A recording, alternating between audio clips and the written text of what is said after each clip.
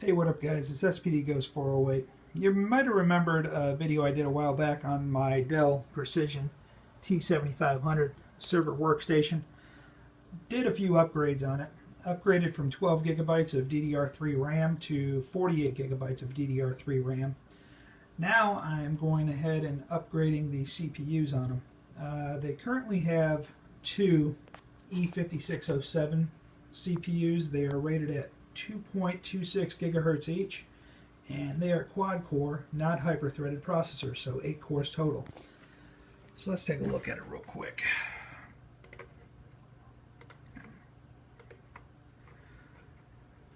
So as you can see, if I can get my phone to focus, Intel Xeon E5607s, 2.26 gigahertz each, 48 gigs of RAM. Performance, you got the 8 cores on there, so not hyper-threaded CPUs. Go through the Windows Index experience real quick from when I last ran it. Processor 7.6, memory 7.6. My graphics, I got like a low-end GT 610 graphics card in there, or G210. Either way, I got a low-end graphics card because my graphics is going to be low, and 5.9 for my hard drive disk. So what I'm going to do real quick, I'm going to run a performance test on it.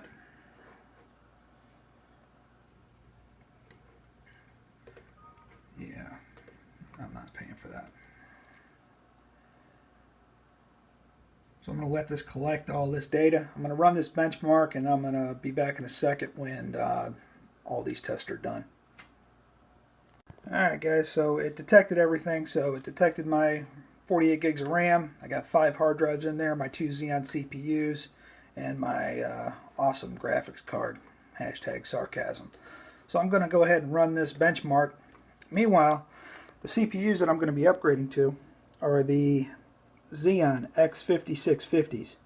These are 6-core processors rated at 2.66 gigahertz each, and they are hyper-threaded. So technically I'm going to be getting 12 threads out of each CPU. So that's going to be 24 logical cores.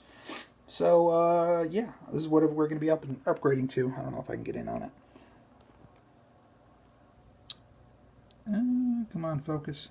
Yep, the X5650s. So got these on eBay for a great deal. I think I got like them for 120 free shipping. So I'm going to let this run this benchmark, and we'll be back with the results. As you can see, I got a GeForce 210 graphics card in there. Total of 1 frame per second. Yeah, I could totally game on that. Just saying. Alright guys, the benchmark is done. Let me see if I can get this to focus real quick. Got an overall score of 1083. 1083. But there's probably some things that factored into that, like my graphics card. So let's just go to the CPU mark. And my CPU was 6161. So 6161.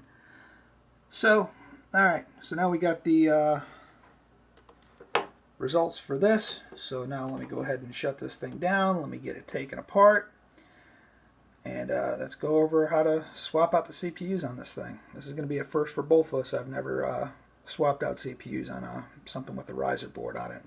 You'll see that in a second. Alright guys, I'm a little bit out of breath. This thing weighs about 60 pounds, and trust me, every time I move it, it doesn't get any lighter. So we have 2 CPUs in this Dell Precision T7500, one being right here and the other one being on this riser board right here. So I'm going to go after the one on the riser board. So in order to get this out, you flip this handle up and you pull straight out, and that will reveal the CPU, which, while I got it out, I might as well clean it. So I'm going to remove this power connector to the CPU.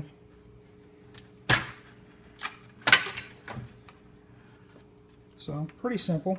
So it has two brackets. There's the CPU, well, the heatsink. There's a fan that blows cold air onto the RAM. And yeah, so that's the riser board. And that'll get me easy access to this CPU right here. So I'm going to handle this one first. So I'm going to stop the video for a second and we're going to get to it. Alright guys, let's get this stuff going.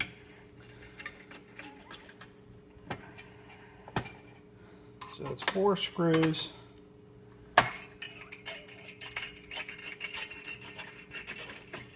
To remove this CPU. And it is very tight. This might be a pain in the butt on the way on when I get this back in.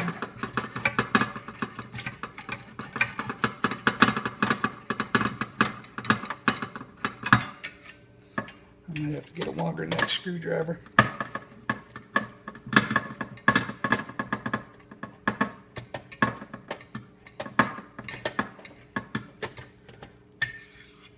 Alright, heatsink is removed.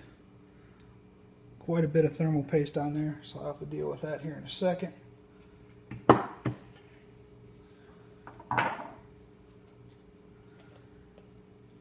now, I don't know if you can see that, you should be able to. So now let's go ahead and remove this one 5607. I didn't want that to happen. Need to gently get this out, don't want the pins to bend. Dang it. So 5607 is out.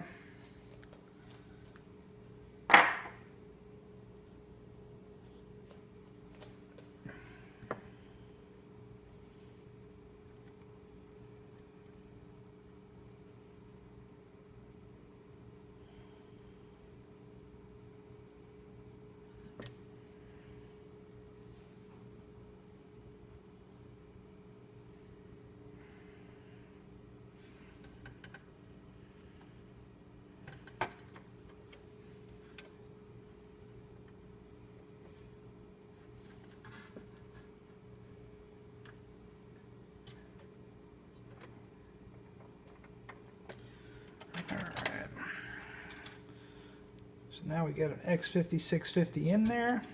That's one. I'm going to have to clean this thermal compound off of this heatsink and put some new stuff on, so I'll be right back. Alright guys, got the heatsink cleaned off on the first CPU, so now I'm going to go ahead and apply some thermal compound. I'm going to go heavy on it because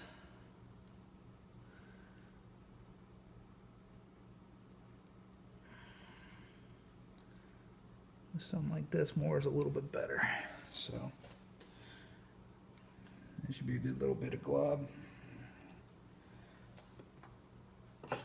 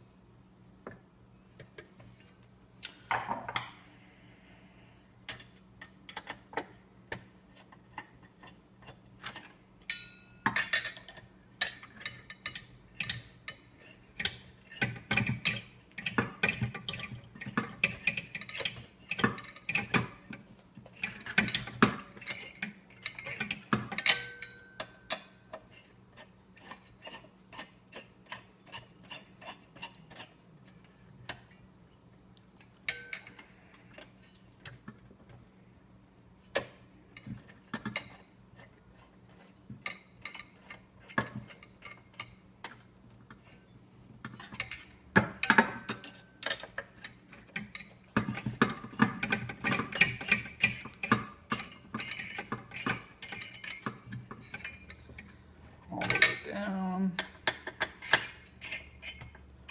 the way down.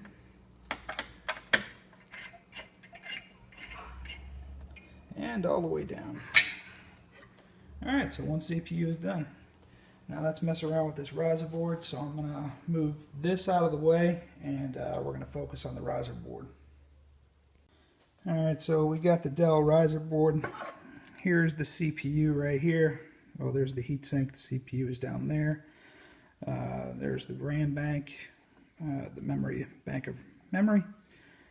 Fan blowing cold air on it. So looks like it's going to be just as easy. 4 screws to remove the heatsink. And let's get to it. So now the question is my screwdriver going to be long enough? Yes, it is.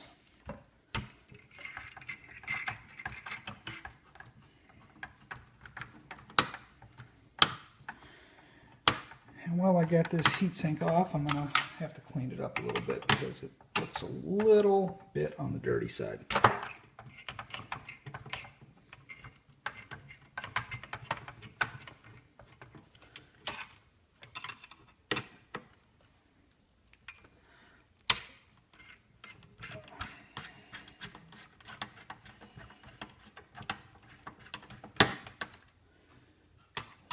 One more.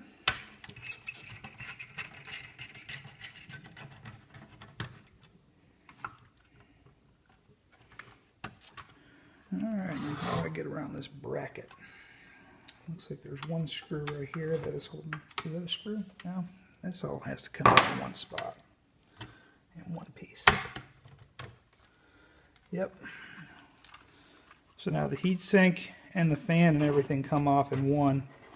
If I wanted to detach those fans, I could. But I'm not. All I'm going to do is I'm going to clean off the heatsink, swap the CPU out, and I'll be right back in a second after I get the heatsink cleaned up. And I'm using the awesome toilet paper method to clean off the heatsink. Works pretty good.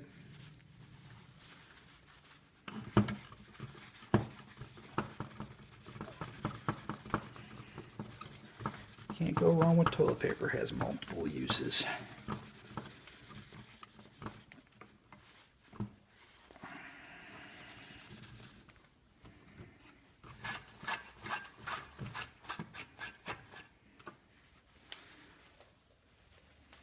Alright, so let's go ahead and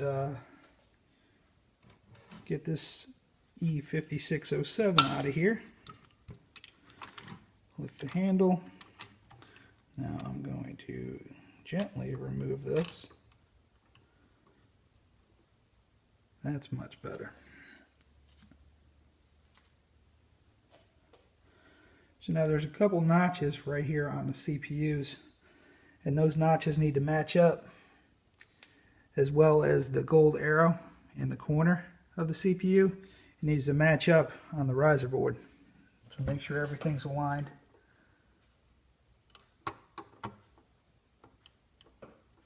Give it a little wiggle.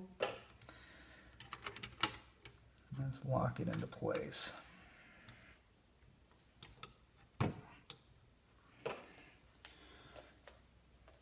Alright, so now I'm going to go ahead and put the heatsink back on, and I actually have to apply thermal compound.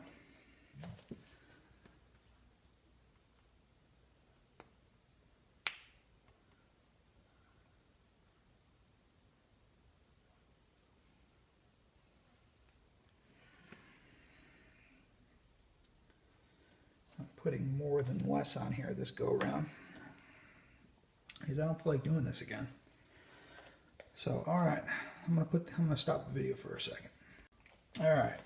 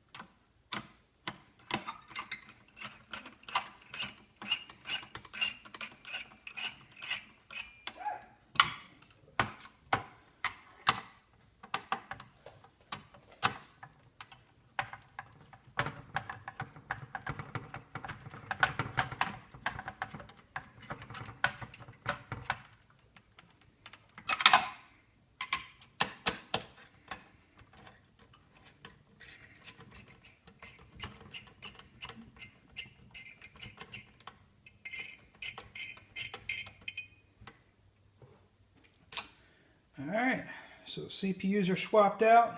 We are good to go to put this bad boy back in and see if we can get it to post, or see what we got going on now. So I'll be right back. Alright, so now we have the T7500 back in frame again.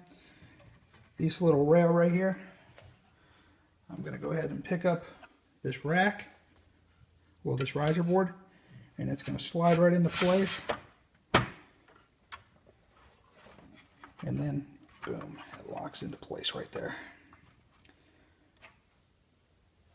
I'm going to reconnect the power. Let me see if I can get around to it. There's a power cable right here that needs to go right here.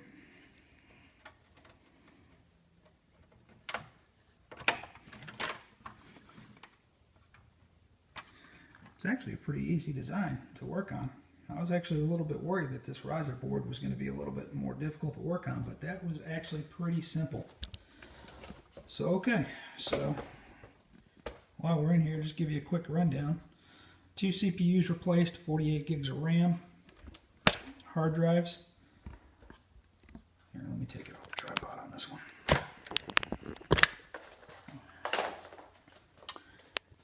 Hard drives, I have all base fold. I think these are 2 terabyte drives, and then this is my 1 terabyte Western Digital. I have 2 of the hot swappable bays right here. This one's empty. This one is loaded with another 2 terabyte drive, so I got 5 hard drives in here total. That's pretty much it. So let's get this thing back together and get it set up, see what we got. Alright guys, so it's booting up right now. Unfortunately, I got it hooked up to my 27-inch TV over here via HDMI cable. If I can get it to focus. So right now it's booting the Windows right now through my HDMI cable. But when it boots into Windows, it's going to come up right here. So we'll look at what we got here shortly.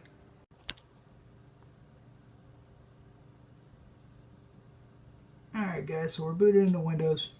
Let's get this thing logged in.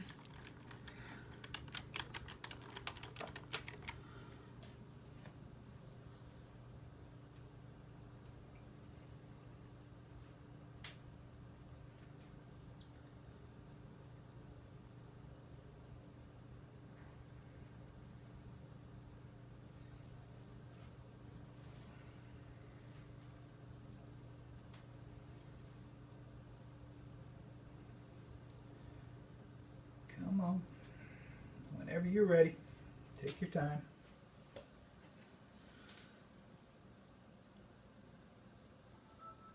Here we go. Alright, so let's see what we got here.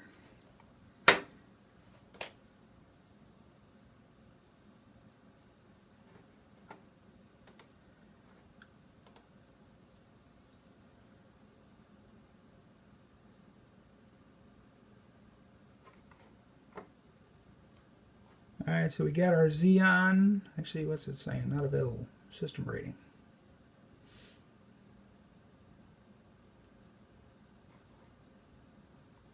There it is. Let's zoom in on this real quick. Alright, so we got the 2 Xeon X5650s in there, 2.66 gigahertz each, 48 gigs of RAM. Zoom out a little bit.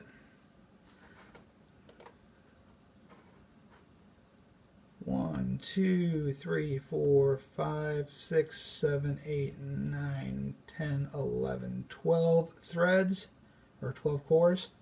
So far so good. I don't remember if, I might have to go into BIOS and enable hyper-threading. But right now it's just detecting the 12 physical cores. Hyper-threading needs to be enabled. So alright, let's deal with that second. Let's go ahead and run a performance test.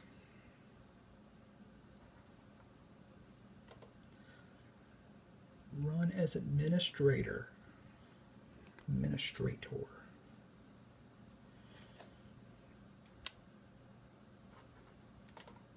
Yep. Okay. Alright, so this is going to detect all the new hardware, and I'll be back in a second when it's ready to go. Well, actually, I'll just be back after I run the benchmark. Alright guys, running the test real quick. This is just using the 12 cores without the hyper-threading. So I'm going to see how the results are after this. After that, I'm going to go back into BIOS, see if I can enable hyper-threading, and we'll rerun the test.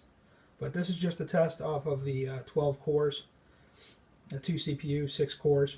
So we're going to see what this test result is. Alright guys, so it was kicking out some errors saying it wasn't at optimal settings and all that stuff.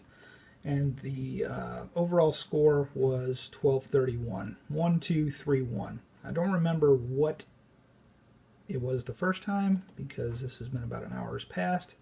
But let's look at the CPU. I know the CPU was around 6,000. Now that has jumped up to 11,022. 11,022. So that's without hyper-threading. So definitely increased performance on the CPU, which is what I was going for. So let me go ahead and turn the machine off. We're going to go into BIOS and see what we got. See if I can enable hyper-threading. Alright guys, so I went into BIOS and went to performance, went to hyper-threading technology, and hyper-threading was not enabled by default. So went ahead and enabled that. I'm going to apply these settings and boot into Windows and see if we got 24 cores showing. Okay, we're booted back into Windows. I had to restart once due to the hardware change in BIOS. So let's see what we got.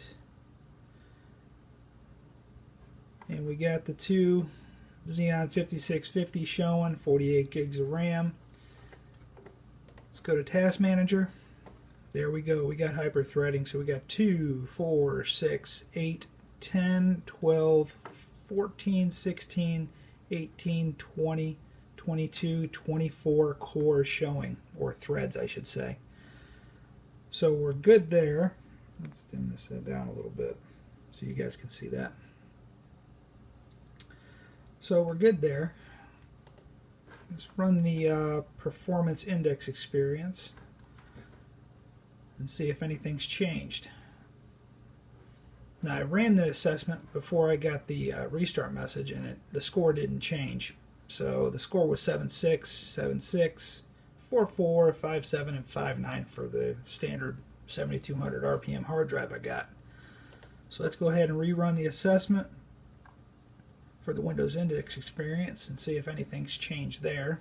I'm not really too worried about it if nothing has changed because it's fucking Windows. But I'm going to let this assessment run real quick and I'll be back in a minute. Alright guys, the Windows Index experience is done. And our processor and memory have increased from 7.6 to 7.8. Everything else remained the same, which is expected. So 7.8 on the processor. Now mind you, this is a scale out of 1 to 7.9, so we got a definite performance increase according to the Windows Index experience. So now let's go ahead and run this pass mark once more. This is with hyper-threading and all that fun stuff. So let me zoom out a little bit.